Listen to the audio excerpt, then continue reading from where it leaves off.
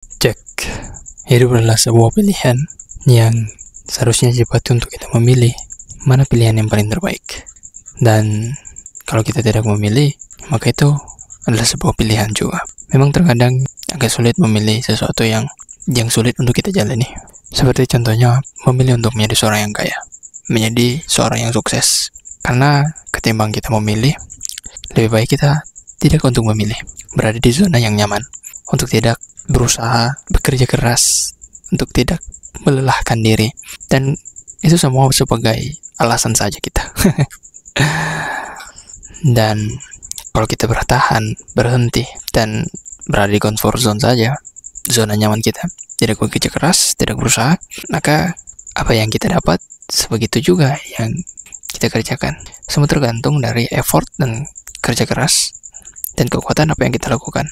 Karena dari hasil yang gue temui, bahwa orang-orang yang berusaha, dia akan mendapati apa yang dia usahakan, walaupun butuh pengorbanan dan perjuangan yang cukup keras. Di sini gue melihat bahwa agar seseorang itu tidak terjebak pada sebuah lingkaran yang bisa membuat dirinya tidak terjebak dan tidak begitu-begitu saja atau terhenti atau stuck, ternyata harus dia sadari bahwa dia harus keluar dari sebuah lingkaran yang disebut sebagai lingkaran setan.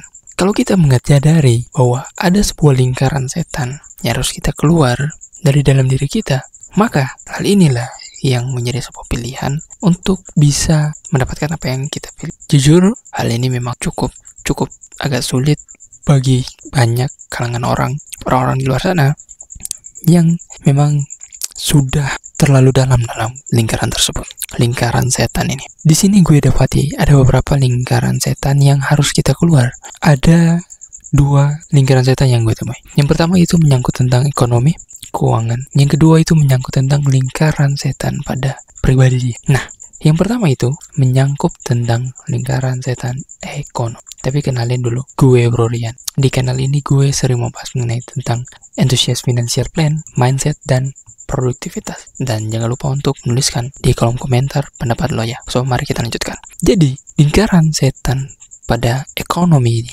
di mana seseorang itu yang pengen menjadi orang yang kaya, dia terjebak di dalamnya. Terjebak seperti apa? Yang pertama, dia menganggap sebuah semangat dalam berhutang.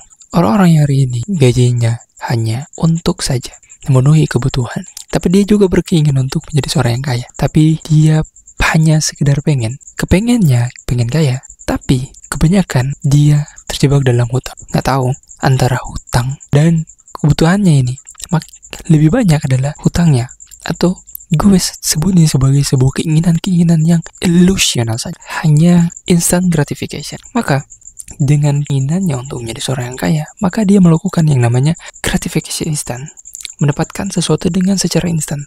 Contohnya, seperti mencicil sebuah rumah, mencicil mobil, kendaraan, dan mencicil tagihan-tagihan yang lain. Padahal itu bukanlah sebuah kebutuhan dalam kehidupannya. Dan disitulah dia telah masuk pada sebuah perangkap lingkaran setan. Gue tidak menyalahkan bahwa orang-orang yang berhutang itu salah. Tapi di sini gue mau tekanin bahwa jangan dulu berhutang. Jangan berhutang kalau kamu belum tahu cara untuk melunasinya. Belum tahu bagaimana kalau kamu berhutang ini, apakah sudah memang perlu atau memang sangat dibutuhkan.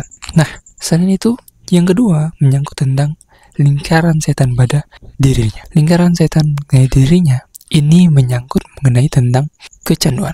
Gue melihat bahwa kecanduan yang terjadi di sini pada dirinya itu menyangkut tentang PMO, hawa nafsu. Memang ada begitu banyak kecanduan, tapi yang paling gue sangat concern melihatnya adalah di sini adalah seseorang yang kecanduan terhadap PMO.